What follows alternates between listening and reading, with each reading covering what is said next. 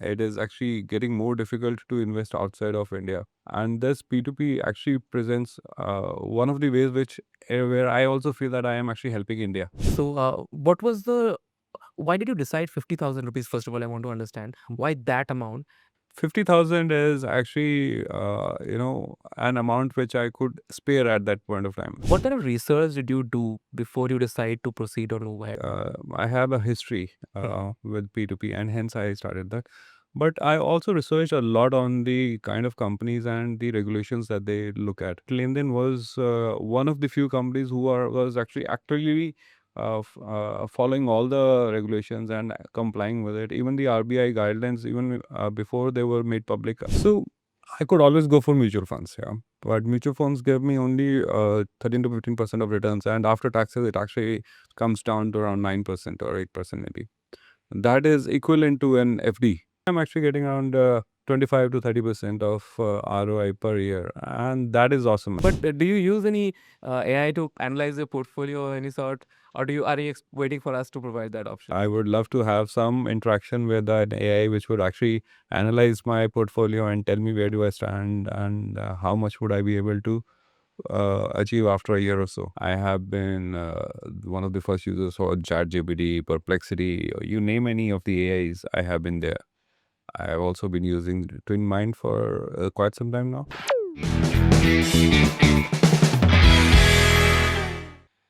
Hello, everyone. My name is Rajat, and I would like to welcome you to this new podcast where we talk about P2P lending. So, today with us, we have Arshdeep. He's a techie from Bangalore, and he has been with the platform for almost a year now. So, we'll hear his views, his thoughts, and what he takes as a strategy to invest in P2P lending. Arshdeep, thank you so much for joining us here today. Hey, thanks for inviting me. So, before we dive into your journey and your thesis about investment, if you can tell us a bit about you. Sure.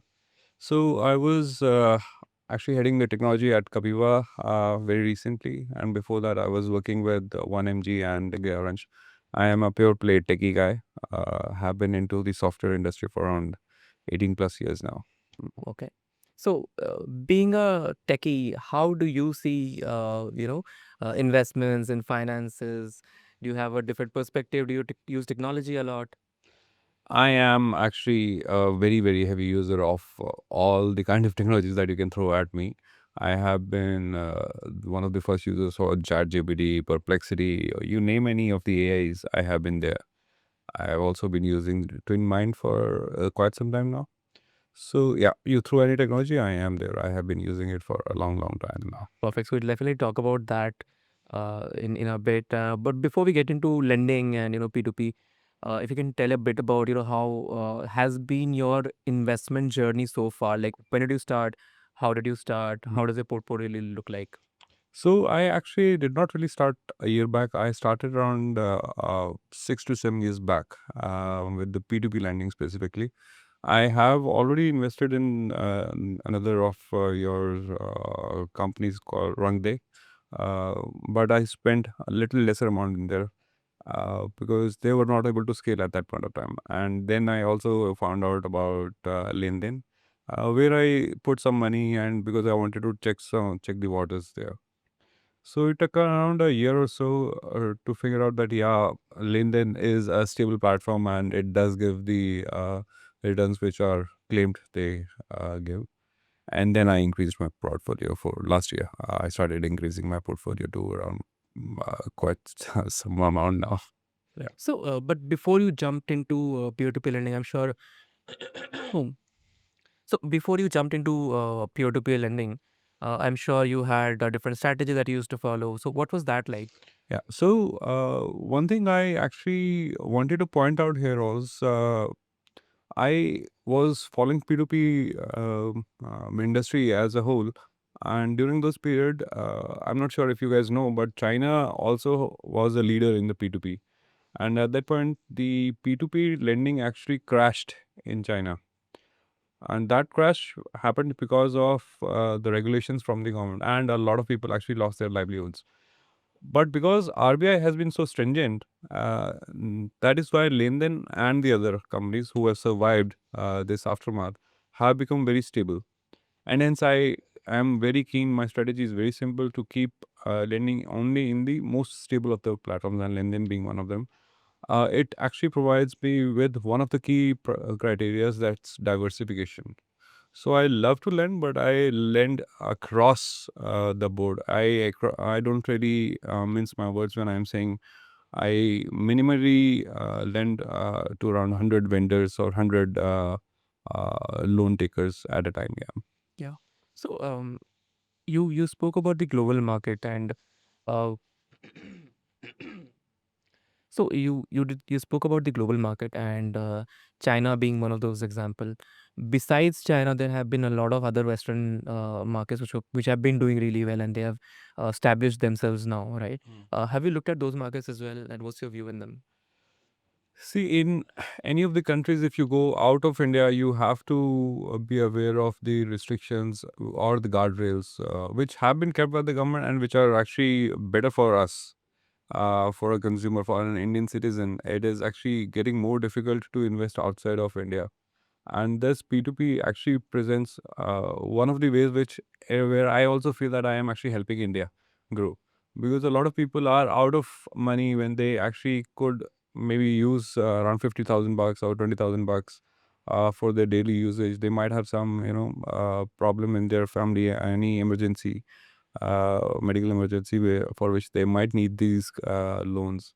Hence, I am getting that impact using this diversification. So yeah, do that, but not outside of outside of India. So very interesting way to actually look at it, because a lot of time we treat it as an asset class for sure, but the other perspective where you're actually impacting, in financial inclusion is something that gets missed out on. Yeah. Right. And I personally believe I've been in the industry for about 8 years now, and I personally, when I joined in, since then till now, I believe that this actually is set to grow much bigger, and touch what it does. So great perspective on that line for sure. I remember that you started P2P. You said you started P2P much earlier, Yeah. about half a decade back. With Leaning Club, you have been very active in the past 1 year now, and I think you started August 2024 Yeah. with a very small amount. I think 40,000-50,000 levies, and you have been gradually, building it up. So, what was the why did you decide 50,000 rupees? First of all, I want to understand why that amount, and then we'll go about your journey so far. So 4 to 5 years ago, I was actually doing only 4,000 bucks, 5,000 bucks. And once I got the confidence in Lending Club, I had actually invested in multiple industries, Trellworth, but most of them failed. And yeah, so that's when I decided that I will actually go with Linden Club. And I also have already met the senior leadership of Linden, so I have full trust from them, and that's why I started increasing my portfolio. 50,000 is actually an amount which I could spare at that point of time. So if you look at today's expenditures, anyone can actually go ahead and buy an iPhone or something, like, which costs around 1 lakh or something, right? I would rather spend that money in building India, and that's where I look at it. I really, really look at it like that. That it will give us a financial inclusion which people are missing out right now, and there might be a tier two or tier three person or a tier four in these days who will have a phone but will probably not be able to spend money on basic things. So probably I would probably be able to help him somehow. And peer-to-peer lending is kind of all about that, right? When a person is not really, because banks don't really entertain, or larger investors don't really entertain when it comes to a smaller ticket size. Yes. Where it's something that P2P is able to kind of fulfill that gap. And but when you started off, and although you had the capacity to kind of take the risk of 50,000 rupees, what kind of research did you do before you decide to proceed or move ahead, or did you have any other thoughts behind starting off?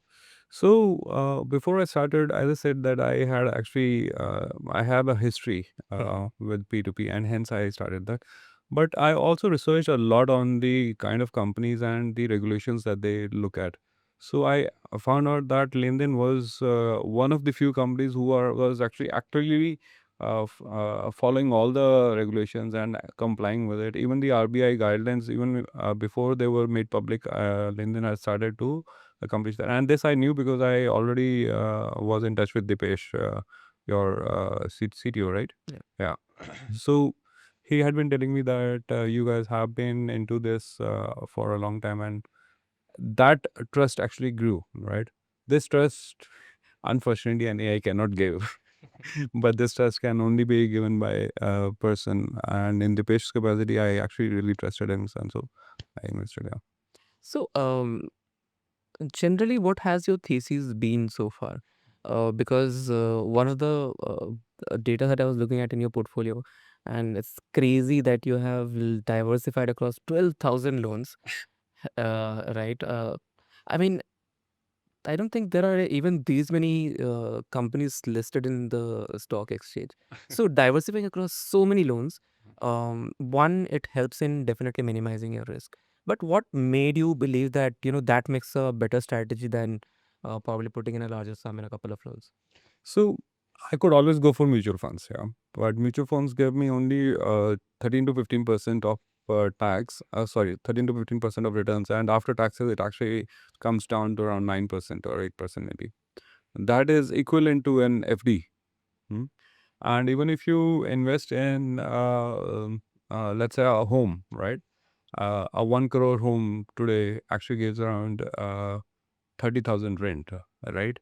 So where is there is no ROI of that. I mean, that is next to negligible. Here I'm actually getting around 25 to 30% of ROI per year, and that is awesome, man. So that's what I've been looking for. So majorly diversification is the key, but there you could also tell me that I could actually invest in stocks, right? But that is a flip of a coin. You never know which company will go ahead. So I would not like to name Blue Smart, but that is one of the companies that I wanted to invest, and suddenly it went bankrupt. So, but this will never happen if you have diversified your portfolio, and hence I love this key from probably Warren Buffett also uses diversification, but yeah, I do that. So. Okay. So, but within that, one of the very interesting factors is that there are different type of borrowers, different type of loans that kind of comes in, right? Do you have any specific preference that you usually do, or do you prefer to diversify across multiple areas, multiple type of loans? How Mm. is that? So generally, I prefer quick return loans, like 2 months or 3 months loans, and at the max 5 months. But if I don't really find the borrowers in this basket, then I go for daily returns borrowers, which are probably merchant loans or whatever. But I do know that these merchant loans have been already verified by Lendin on the cash flow that they have. So I am safe on that side. So, okay, and you mentioned that you've been earning about 25 to 30%. And I noticed that you also the average tenure that you kind of prefer is 3 months, 3 to 4 months, right? So is that by design, or like why a smaller tenure, or do you do a mix of all type of different tenures? I generally prefer smaller tenures because then my NPA would get turned around very soon. So if um, I am a risk taker right now, if you go by the definition of it. So I love being riskier, but I love the returns on the risker faster. So if there is a turnaround that's going to happen, or if there is an NPA that's going to happen, I would rather like it sooner than later. I would not. I don't want to sit on it and say that this is an NPA after a year. I would rather say that this is right now an NPA in 2 months or 1 month. And this 25-30% that you mentioned is after all fees and NPAs, Yes. all of that, Yes. right? So my NPA is around 2% to 3% only. Yeah. Okay. But this is only because of the diversification that I do. Yes, because I was talking to you before this also, and what we realized that anybody who diversifies across more than 100 or 1,000 Yes. loans, automatically by design they start to earn on average about 15-20%. Yes. Your portfolio is doing much better, and I hope it continues to do so. Thank you. Okay, so so if somebody has to decide whether they should go ahead with P2P lending today or not, how would you advise them? How would you want them to approach it? I generally advise people to start small, maybe if they can. The Gen Zs today or the millennials today can actually afford around. If they can afford a phone, they can actually afford a P2P lending also. If they can spend around 20,000 or 30,000 bucks uh, a month for a new phone, they can actually spend that kind of money into the P2P. That will not only create a discipline in them or sincerity in them, but that will also give them financial freedom in future. Uh, these jobs, as we already know that AI is coming, and there is a lot of concern about these jobs, which will probably not remain in future. But this will actually give you a solid foundation, solid bedrock, which will probably keep growing if they keep the discipline. So start with around 10,000 to 15,000 bucks, and then keep growing it as per your capacity. Okay. And when you usually receive your repayments, do you usually reinvest immediately, entire thing, principal only, interest only? How is that strategy? So I have actually created a separate account just for this, and I reinvest as soon as I get it. So yeah, Okay. I don't keep any interest or the principal. I am living by the patience of Warren Buffett. I love his patience. He already said that money will grow, but you have to have the patience. So yeah, And it takes time. I mean, it takes time. all even if you start seeing results almost immediately, but it takes some time for you to actually re-lend the money that you're getting. Wait for some, because you have seen that over the past 1 year, right? Initially, you might see bit better results than because it takes some time to stabilize your portfolio. So if you're earning 25-30%, you might start to hover around 25% after some time. Yeah. Because that's what makes sense, and it's more realistic, Mm. uh, uh, and it's more achievable than expecting a much bigger. Expecting a 40 to 50% ROI on that's probably what you are referring to. That is not explainable at all. So please don't really fall for those loopholes or for those scams. The only way to do this is consistently and with discipline, and yeah, you have to be patient enough. If you are patient, you will get there. And I have noticed that you have very strategically kind of built up your portfolio. I noticed that you started off with 50,000. Then after a few months, I think after one cycle got over, you bumped it up a bit. And then after another cycle, you bumped it up a bit more. Mm. So, So that is all because of my hardwired engineering. I am a Fibonacci person. So if you know what Fibonacci is, so you increase your incremental by that. yeah. And every time I double my portfolio. Yeah. Wow. I never thought of that in this way. Very, very interesting. So, but do you use any AI to analyze your portfolio or any sort, or are you waiting for us to provide that option? I would love to you to provide it, but I am already have built on my own. But yeah, I would love you to provide it. Maybe there is some. Now I know what you're going to provide, but yeah, I would love to have some interaction with an AI which would actually analyze my portfolio and tell me where do I stand and how much would I be able to achieve after a year or so. I can do the calculation because yeah, it's pretty easy, but it would be very handy and it would create a lot of trust on it if I'm able to predict my portfolio value after a year or so.